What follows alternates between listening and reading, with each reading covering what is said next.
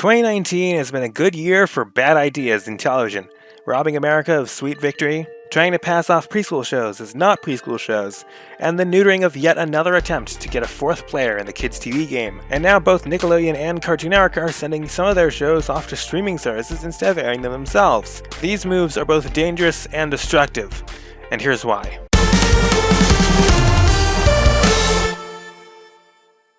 First, we need some context. The past 2 years have been rough for Nickelodeon. They've brought a new network head and a new schedule, yet things seem to be worse than they've ever been. They've kept ratings afloat, but it's come at the expense of promising programming and dignified scheduling. Every new original series they've put out has flopped either creatively or in ratings. And series with new seasons that have been waiting in the wings for a while, and most of their acquisitions, have been shunned to burn on Nicktoons and Teen Nick.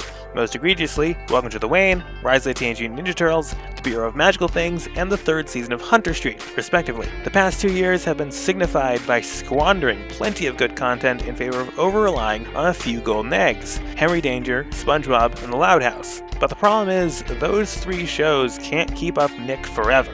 While SpongeBob and the Louds aren't going anywhere, Henry Danger is getting pretty old, and in fact, it's currently on its final season. Realizing the mess they've put themselves in, Nick's been plugging the premiere pipeline lately with mediocre acquisitions and cheap unscripted content, moves which haven't exactly been painting a picture of health for Nickelodeon. Cartoon Network has also been in dire straits over the past 2 years. While it's come back from the brink of its domination by Teen Titans Go, the channel's schedule still largely consists of TTG and The Amazing World of Gumball, which, along with Adventure Time, recently came to an end with a whimper. While the network has plenty of other shows, they're hard to find on the channel's actual schedule, be it new episodes or repeats. This has been reflected in the channel's dive-bombing ratings, which rarely top 600,000 viewers these days. Not to mention, they've also been giving a lot of shows dishonorable discharges through Sunday burn-offs recently. The Powerpuff Girls reboot, the Ben 10 reboot, Summer Camp Island, OKKO. I haven't seen this many shows killed this quickly since Disney XD burned everything they owned back in 2017.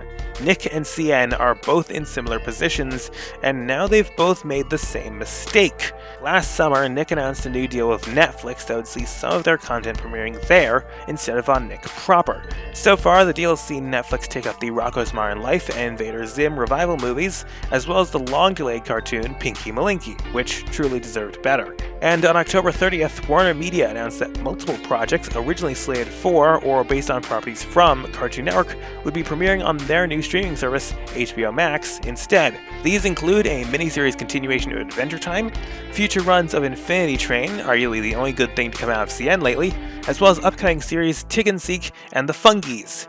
Good riddance. Both Nick and Cartoon Network are about to learn a big lesson the hard way.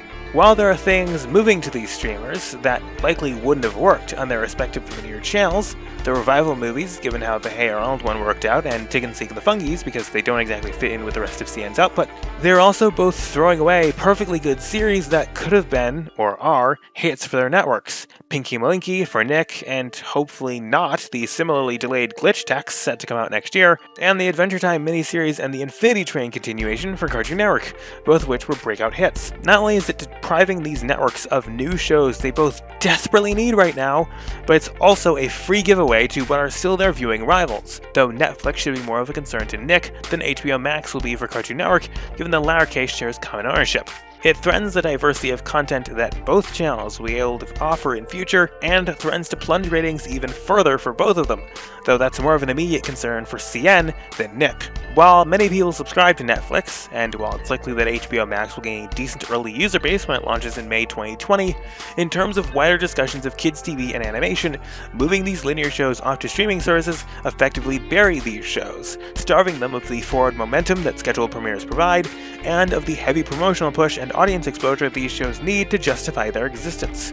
Much of day-to-day kids' TV discussion is still centered around cable's big three. Netflix barely gets a word in at all unless something's moving there or has just been cancelled. HBO Max will likely be in a similar position when it launches 6 months from now. Thus, Pinky Malinky was, and the likes of Tig N Seek will be, deprived of the overall awareness needed for them to stick in viewers' heads. Sure, we're hearing about these moves now, but there will be far less fanfare when these shows actually launch, and even less while these shows are running, assuming they aren't binge-dropped a season at a time, which only makes things worse. If these shows haven't gotten future season orders already, it's unlikely they'll be getting any after they premiere. These appalling alliances also open up new avenues for even more atrocious burn-offs. When Nick's show gets shafted to one of their side channels, or when Cartoon Network banishes premieres of a show to somewhere on Sundays, at least they'll have the courtesy to make a promo for the show in its depth slot. Now, however, they can instead decide to drop such series into the content abyss that is streaming service catalogs, never to be seen again,